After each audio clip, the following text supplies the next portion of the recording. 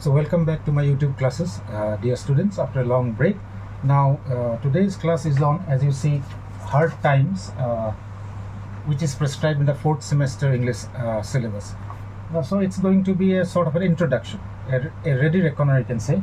What are the different aspects of the novel that we should focus on while preparing for our exams? So that's our target.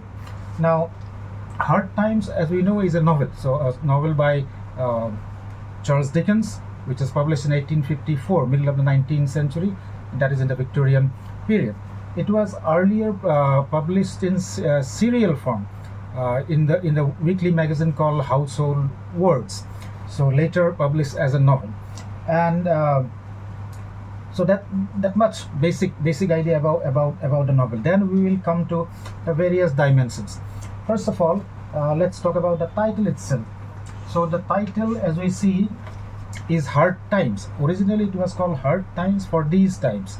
So the two important words are hard times and these times. So two important phrases actually. So these times refer to the 19th century, the Victorian period, and those were difficult times.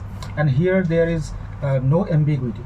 The best of times, worst of times, that kind of an equation is also not there. It's simple, straightforward, clear. These are hard times. Today, of course, it's known by the title Hard Times, and you can consider for these times as the subtitle. Then coming to the genre. So introduction, title, now genre. Broadly speaking, of course, the genre of this work is, as we know, it is part of fiction. It's a narrative in prose. It's fiction, it's realistic, it's a novel. Under the novel, it comes under certain categories again. They overlap, of course. Now, this kind of a novel is called, first of all, the industrial novel. It is also called the social problem novel. It is called the condition of England novel, the state of the nation novel. These are different terms for the category to which this particular novel falls. Now, the most important, of course, is the term condition of England novel. Now, condition of England novel. Now, this term condition of England was first popularized by Carlyle in his essay Chartism. This term was used by Carlyle to refer to the industrialization, the impact of industrialization and mechanization on the people. Since then, in the 1840s and 50s, there was a spurt of novels which depicted the condition of England, that is, the impact of industrialization and mechanization on the people. Such novels were called condition of England novel. Now, Elizabeth Gaskell's novel Mary Burton is considered to be a classic in this realm. Now, Hard Times falls into this category. So it is about, as we know, as we have seen, it is the impact of industrialization, 19th century, Victorian period. Remember, the peak of industrial revolution. So how mechanization and industrialization leads to difficult times for the people. And this industrialization was backed up by a philosophy called the utilitarianism, propounded by the likes of Adam Smith and more importantly, Jeremy Bentham, which of course focused on the majority, greatest good for the greatest number of people, which neglected the individual, and as a result, there was the kind of tyranny of the majority. And it was also this industrialization was also supported by an education system which believed in the philosophy of fact only, to the utter neglect of fancy or imagination. In the novel, that fancy or imagination is represented by the circus, from which comes Sissy Jupe, the girl who actually is the catalyst for change in the novel. It is she who is not ultimately changed by the Grandian philosophy of fact only education. So it's a condition of England novel. Here we see the exploitation of the of the workers. Stephen Blackpool is the character we sympathize with. These characters are exploited. They are called hands in the industrial world. So impact of industrialization, mechanization, how people are dehumanized. They are called hands, only workers, not human beings. So condition of England novel, also called industrial novel, obviously, why we know, and our social problem novel. This was a problem of the society, how to cope with these changes, monstrous changes brought about by industrialization. Then Social problem novel, of course, industrial novel, condition of England. So this is where we need to look into as far as the genre of the novel is concerned. Now then, coming to the plot and structure. Now as far as the plot, we know plot means the arrangement of incidents. Now the plot is here, the plot is like that of a fable. It is arranged in such a way that we get a message.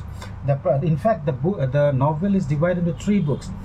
They are called sowing, reaping, and garnering. And you know how fable like it is.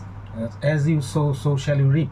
That is what the message is. So the first book shows sowing what? Sowing of that fact-based education, self-centeredness. And what is reaped? The tragedy of Louisa Gradgrind, the thievery of Tom Gradgrind, the tragedy of Stephen Blackpool, self-centeredness, and this kind of an education which you are sowing, which is without imagination, which is without empathy, which makes you monsters of a kind. So you reap. So first book shows the sowing of that kind of an education. Second book shows the reaping of the harvest, the consequences. And the third book, garnering, which means collecting and moving on and unlearning what is ultimately gathered. So Thomas Gradgrind, who was a merchant and industrialist, a businessman, and later on a member of parliament, he realizes the mistakes of his kind of Gradgrindism, or kind of education based on only facts and utilitarianism. Tom, before he dies, he realizes the mistakes. So this is what is garnered. So that is what the plot and structure of the novel is about. Then the main plot, of course, is the fate of Stephen Blackpool, the worker at Bounderby's mill. Then the other plots are, or if we take it in as a single plot, the fate of Gradgrind. But the fate of Gradgrind can be divided into 2: fate of Tom Gradgrind, the father, and the fate of, that is the redemption of the father, and the tragic fate of Louisa, who married Bounderby, a person much senior to her, in order to satisfy her brother Tom, who had no empathy, no imagination. He was only for his self-interest. In order to gain a place in Bounderby's bank, he was actually prostituting his sister, and the sister also had no only person she had any relationship with till then was Tom. So she by consenting to marry Bounderby actually spoiled her life. So that is the reaping. So main plot, Stephen Blackpool's plot, how he suffers. He does not belong to the trade unions, and he also is not for the owner Bounderby. And then Tom plans this conspiracy against him and makes the accusation that he is the thief. So that's how he suffers and ultimately dies. So that's the sad reality of that kind of a society based on facts and based on utilitarianism. Now, so utilitarianism had led to self-centeredness, cruelty, hard-heartedness. So that is plot and structure. And as far as the setting of the novel is concerned, it is set in Coketown, an imaginary place, but based on Preston in Lancashire, where you have those textile mills. Dickens, in fact, had first-hand experience of the strikes by the workers there. That is reflected here. Then, as far as the point of view is concerned, this is narrated by a third-person omniscient narrator. And style, it is, you can say, style. As far as the style is concerned, what comes out is Dickens's use of imagery and symbolism, and the imagery and symbolism of the monstrous industry and the machines reminds us of Blake's phrase, dark satanic mills. That kind of imagery is there. There is caricature, style of caricatured characters. Then there is some kind of magical realism as well. Exaggeration is there, though it is realistic novel as far as the fact that it deals with contemporary real issues. So that is the style, and it's a satire. As far as style is concerned, it's also a satire. It satirizes utilitarianism, it satirizes the education system, it also satirizes the divorce laws. Stephen Blackpool had a miserable marriage with a drunk alcoholic wife, but when he goes to Bounderby for advice, he says it's very difficult to get a divorce in England. So those are the butts of the satire: utilitarianism, industrialization, exploitation, capitalism, laissez-faire economics, is laissez-faire market. with no regulation is also satirized here. So those are the attacks of Dickens. Now this play was originally not very much applauded by the likes of Macaulay, but later George Bernard Shaw and F.R. Lewis actually considered this play as a masterpiece. In fact, Hard Times is a classic, and it is one of Dickens's most stout and brief work actually. Now coming to the themes. Themes of the play. Yes, we have already seen themes are utilitarianism, that philosophy propounded by Jeremy Bentham and the others. Tom Gradgrind, in fact, had two of his children named Malthus and Adam Smith. That shows where his sympathies lie. So utilitarianism is a philosophy that says that that judges acts on the greatest happiness for the greatest number, where the individual is in fact tyrannized and marginalized. And then it also in the name of the greatest happiness for the greatest number, it encourages self-centeredness and selfishness. So utilitarianism, the education system, fact-based education system, is the theme. Industrialization, exploitation of the workers, working class life. These are the themes of the novel.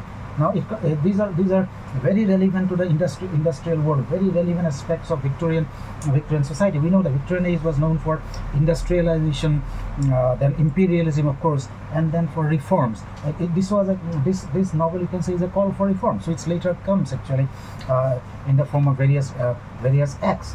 So this is what the play is. All the plots, ultimately, this fable-like novel succeeds in the fact that everything is ultimately synthesized. All those, be it the fate of Louisa Gradgrind, be it the fate of Tom Gradgrind, be it the fate of Stephen Blackpool, they are harmonized into one. And at the end, we don't read three stories, but ultimately one story with all these features harmonized into a single whole.